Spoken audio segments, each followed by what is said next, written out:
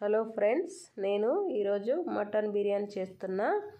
1 kg చూడండి. Mutton మంచిగా clean చేసి పెట్టుకోవాలి. క్లీన్ చేసిన తర్వాత 4 స్పూను మిర్చి,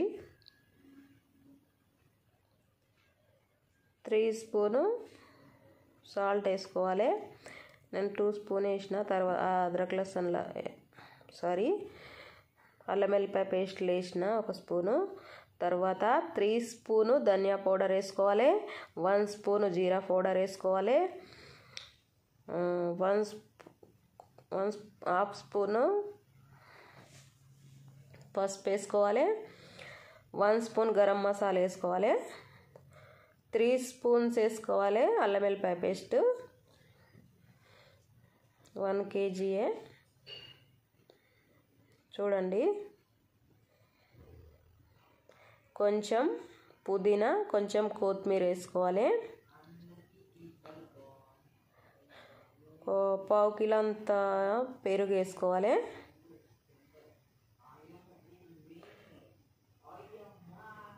మంచిగా కలపాలి. మ్యారినేషన్ చేసి పెట్టుకోవాలి ఫ్రిడ్జ్లో 1-2 గంటలు. నేనైతే మంచిగా కలిపి 1 గంట సేపు పెట్టిన. తర్వాత ఆనియన్స్ సన్నగా కట్ చేసుకొని ఫ్రై చేసుకోవాలి. ఫస్ట్ కడాయి పెట్టుకొని ఆయిల్ వేసుకోవాలి. తర్వాత ఆనియన్స్ వేసుకోవాలి. మంచిగా ఫ్రై చేసుకోవాలి.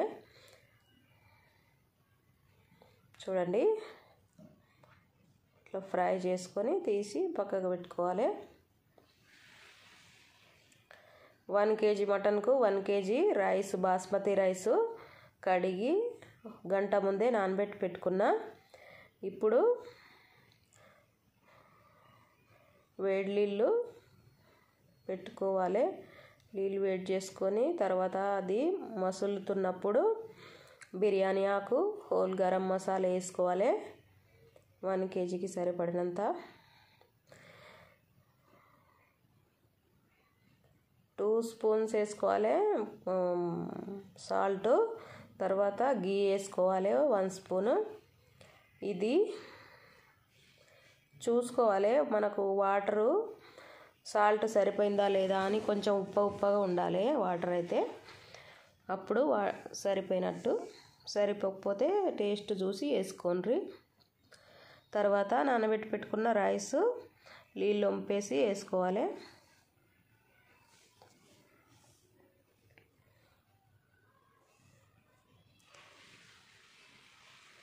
రైస్ వేసుకొని ఒకసారి కలుపుకొని అది రైస్ వంపేసిన తర్వాత ఇందులో వేసుకోవాలి.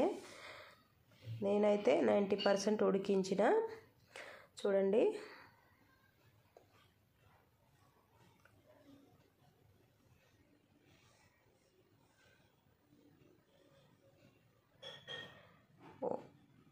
ఇందులో వాటర్ మొత్తం వంపేసిన తర్వాత మ్యారినేషన్ చేసి పెట్టుకుని ఫస్ట్ నేను అందులో అయితే మనము ఫ్రై చేసి పెట్టుకున్న ఆనియన్స్ మటన్లో అయితే కలపాలి. ఆయిల్ కూడా వేసుకోవాలి. ఆ వీడియో అయితే నేను తీయలేదు.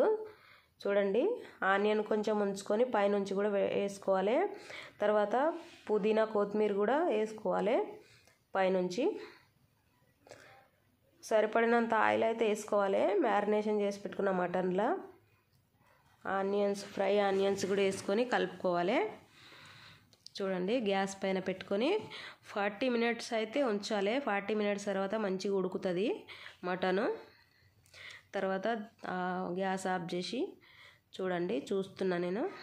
మంచిగా ఉడికింది మటన్ అయితే. 40 మినిట్స్ తర్వాత గ్యాస్ అయితే సిమ్లోనే పెట్టుకోవాలి. ఒక తవ్వ పెట్టుకొని తర్వాత పెట్టుకోవాలి. మనం ఇట్లా డైరెక్ట్ ఉడికించడం మాడిపోతుంది గిన్నె పల్చగా ఉంటే. బాయ్ ఫ్రెండ్స్, సబ్స్క్రైబ్ చేసుకోండి.